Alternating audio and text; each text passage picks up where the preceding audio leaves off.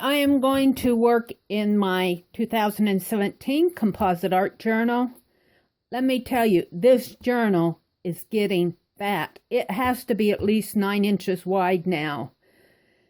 Oh my, it's going to be a huge big journal when I get finished. But I'm going to do another page. My pages in this composite art journal measure 12 by 12. And today, I don't have any idea what I'm going to do, except where I'm going to play.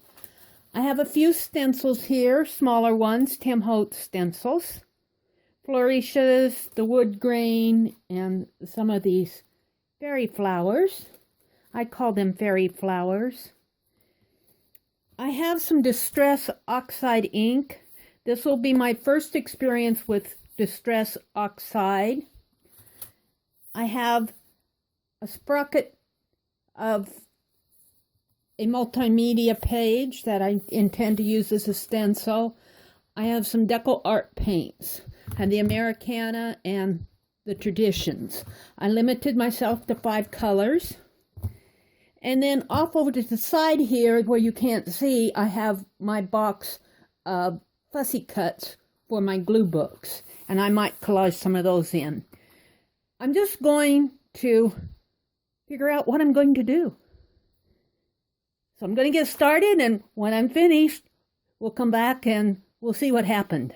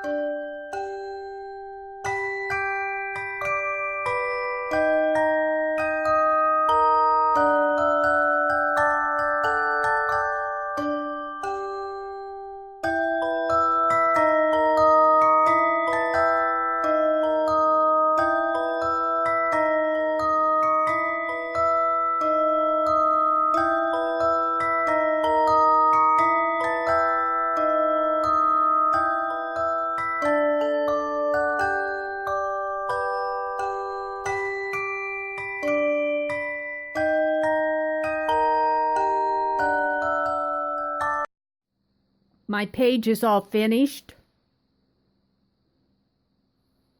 It says, Reaching Out for New Horizons. Up at the top and down at the bottom, I use some of this tinted tape, Vintage Street. It's numbers. It's just transparent tape with numbers printed on it. I've had it for some time, decided to start using it. I used craft paint in the background. The images I got out of history books. I'm really happy with these images. I believe this one came from the Childcraft Encyclopedia. This one and this one came from different history books that I was deconstructing.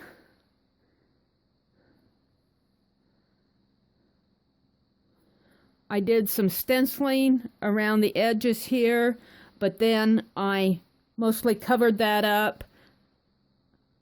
I was experimenting with that Distress Oxide ink. I like the overall effect of it. It's very vintage in nature. I think it'll make a really nice page in my 2017 Composite Art Journal. I will see you on the next page.